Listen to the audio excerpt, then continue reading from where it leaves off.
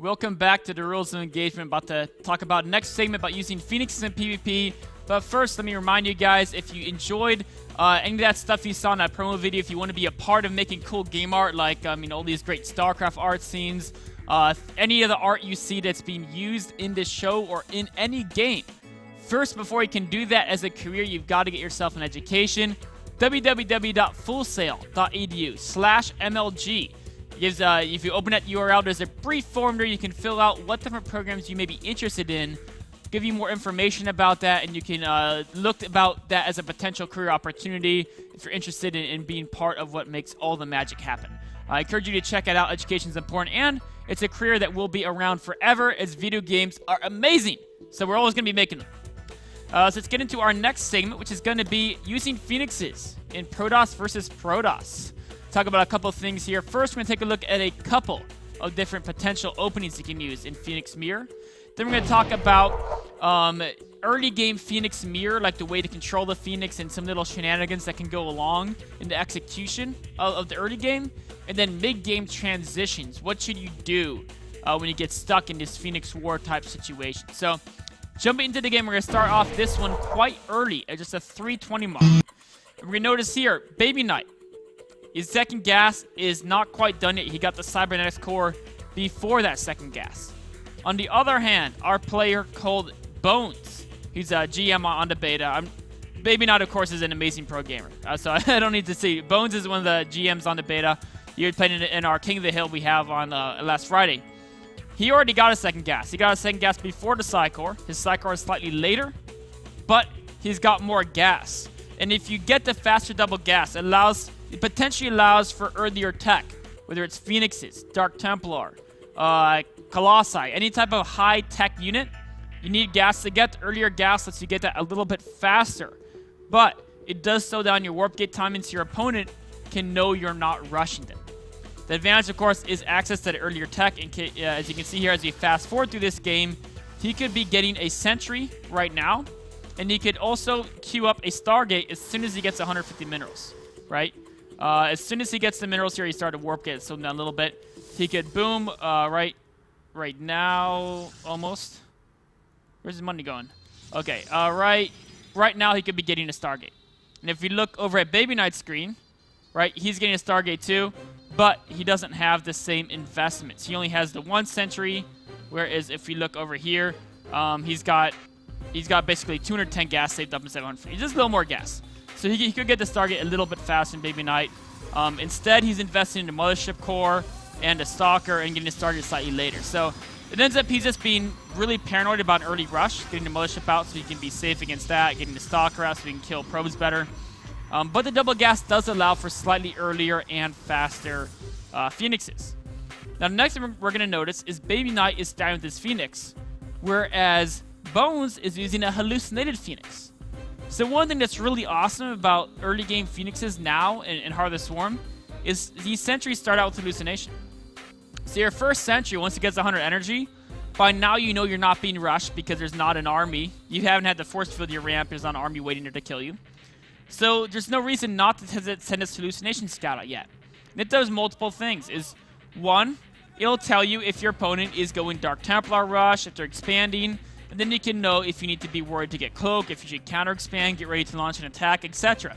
Everything that your conventional Phoenix Scout does, we can see Baby Knight did that. Conventional Phoenix Scout is now retreating. If you look at Baby Knight's viewpoint, he got here, saw the base, retreated. Bones saw the base and retreated. And it looks like it's identical except for one key thing. Let's say Baby Knight didn't go Phoenixes, right? So he didn't get the scout in that early because Phoenix is the standard way to scout this early. He would not know his opponent's going Phoenix because he just got with a hallucinated Phoenix and not a real Phoenix. So the fact that he doesn't know his opponent went Phoenixes is a big, big advantage because it just leaves your opponent more in the dark, right? Now, the other thing that's pretty cool you can use with hallucination, besides just to scout without revealing the fact you're going Phoenixes, is you can do exactly what Baby Knight's doing. Normally in Phoenix Mirror, when you move in, you've got to be afraid because they might have an extra Phoenix or two on you. But when you move in with 4 Phoenixes and you use the hallucinations at the same time, all of a sudden you can move in here and your opponent, if their Phoenixes or their units attack, they're going to be targeting these hallucinations some of the time. And you'd much rather have your hallucinated Phoenix die than a real Phoenix die, for fairly obvious reasons. One costs you money, the other one doesn't. In fact, because he saw so many Phoenixes, he saw 6 Phoenixes, and he's like, oh no, I've only got 3 in a Mothership Core. I better utilize that Photon Overcharge. And all of a sudden it cost Bones 100 energy on the Mothership Core that he really didn't need to use because he actually had enough Phoenixes. But Hallucination is a great tool to help protect your Phoenixes while they're out about and harassing in the game. So it's really cool little advantage you can use to stay on to aggression and not have to worry about losing actual Phoenixes too often, because you do have the hallucinations to help inflate your numbers in tank. Of course, when those hallucinations go away, it's probably a good idea to back up, because at that point you no longer have the edge on your opponent. Now, as both players expand, I mean, in Phoenix Mirror, often one player plays more aggressively, but in Heart of the Swarm with the new Mothership Core and the Photon Overcharge and whatnot, it's a little bit easier to play expansion games. So both players expand. Now we're getting into the mid-game. One thing we can notice here is a little skirmish here that actually Bones, I think, gets the upper hand with. You generally do not want to pick up ground units in Phoenix Mirror. That costs some significant number of units. Units lost tab shows it. And now Bones has an air advantage. Now Bones is also going for a second Stargate. Going for a second Stargate and focusing on Phoenixes is great in a Phoenix Mirror, because you're going to gain air superiority, which is important because if you have more Phoenixes in them, you can easily eliminate all their Phoenixes very fast, and then their investment was actually worth almost nothing because they'll just get totally slaughtered by your superior Phoenix count. Now the thing you have to do though is if you're going for this air superiority strategy and your opponent is not, they're saying, okay, I'm going to give up air control, get photon cannons to defend my bases, get a Forge so I can get upgrades, go for Twilight Council so I can get Charge, Archons, Templar, Blink, all these things that counter Phoenixes. What they're doing is they're saying, I'm going to give up air control. And once I get all this anti-Phoenix tech up, then I'll be okay. But what you need to do is realize that, okay, I have air superiority. Maybe I should be using some hallucination scouts, except he doesn't have the energy. Maybe being a little more aggressive with my Phoenixes. You got to utilize the air superiority, because you've got a giant window now where you can just massively devastate your opponent. In fact, coming in here with Phoenixes, you could just, all these, whether or not there's a cannon here, he can have the cannon all he wants, but all these probes right here, they're all going to die to Phoenixes, right? There's going to be a giant, I try to draw a skull there, but I can't draw skulls. All these probes would basically die. A one photon cannon is not going to defend against Phoenix harass. If you have the massive air superiority, so you're not worried about their Phoenix fleet, go in here and wipe out all these probes. Because right now is their chance, right? If they open Phoenix and they try to transition, they try to get Charge, weapon upgrades, Templar Archives, more gateways, all these production things, if they invest in that, it's going to be about 2 to 3 minutes before those investments pay off. And those 2 to 3 minutes, you'll have more Phoenixes, and they don't have an answer to them. So you got to take that time to obliterate their economy, get an advantage from your air superiority. Because if you don't, what's going to happen is, yeah, you'll have more Phoenixes, but they're going to have the answer to them.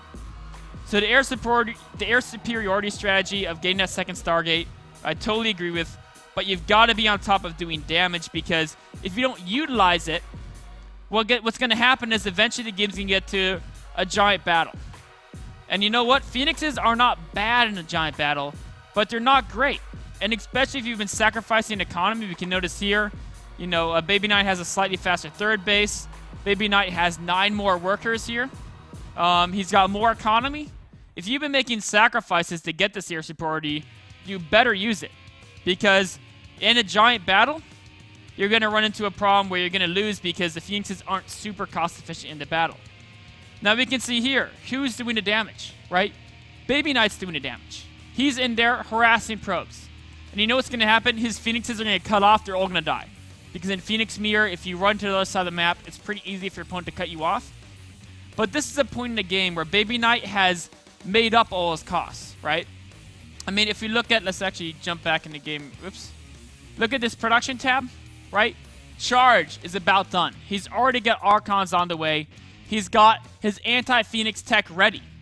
So he's not afraid of the opponent's Phoenix Force anymore. His Phoenix Force, however, is much smaller. So when the battle's joined, if you have less Phoenixes than your opponent, yours are almost worthless because they'll die so fast. So he's getting some utilization out of them, not only keeping his opponent's Phoenixes back on his opponent's side of the map so they can't harass him, but also he's saying, you know what, they'll be useless into battle, my Phoenixes will be, so I'll get some probe kills for them, and then his Phoenixes, you know, they won't be able to do much because I'm going to Archon-based army. So as we get back in the replay here, we can see here, oops, back in the replay, you know, right now he's got a couple worker kills, and that's going to go up as we play this out, right? He's going to get more and more worker kills, 8, 9, he was started at, what, 4 before this went in, now he's at 11. And you know what? Normally killing 7 probes and losing, I think it was 6 or 7 Phoenixes is a bad trade. But when you don't have air superiority anyway, it's okay. Because when the battle happens, your Phoenixes are going to be of lesser value. You've really got to prioritize the Archons, the Charge-a-lots, etc. Notice also he's putting 1 Archon in each of these worker lines. That'll help against harass a bit. If the Phoenixes clump up to try to kill things, the Archon Splash will be very, very powerful. And so from here on out, Baby Knight's got a significantly superior economy. Now the Phoenixes are being used to harass, but unfortunately with the Archon there, he's going to take a little bit more casualties every time he tries to harass. In fact, he's going to, 2 Phoenixes into red. One of them's going to blow up there, and he got, you know, 4 or 5 worker kills. But really, with the type of investment you're putting into air, you want to be getting more to the 20 to 30 worker kill count, and that's something you can do with that Phoenix superiority. So I'll pause it there. I mean, the game goes on for a bit. But Baby Knight with a superior economy and the anti-air composition of all the heavy Archons is able to construct a timing attack and destroy his opponent because of his superior production with all these gateways. And all that superior production has kicked in because he basically had a stronger economy and more tech without air superiority, which is something that shouldn't happen. So whenever you're playing Phoenixes and Phoenix Mirror, either do one of 2 things. If you're going to keep going Phoenixes and invest heavily into them, definitely try to utilize your superior Phoenix count to cripple your opponent while they're trying to transition. If you're trying to transition away from Phoenixes, try to do it in a very fast manner before your opponent can really damage you too much. Try to get that tech out, the Archons out. Also, keep your Phoenix ready to launch a counterattack. Maybe you can try to be... It's a really hard game because you've got to be a little bit aggressive with your Phoenixes to keep them on a defensive, but you cannot let your Phoenixes get caught by theirs too early. Because as soon as they kill all your Phoenixes, they're going to feel free to counterattack across the map with their Phoenixes. So, do what Baby Knight did. You shock around the map. Maybe use hallucinating Phoenixes to know where their Phoenix army is and poke where it isn't. Try to keep, you know, feigning Phoenix aggression while really you're transitioning back at home. It's a tricky game to play. I'd actually personally recommend keep going Phoenixes. Do exactly what Bones did there, but utilize that superior Phoenix count much, much earlier in the game to try to do devastating damage. So that wraps up our PvP Phoenix Mirror segment. Take a short break and be on to the question and answer segment in just a few minutes.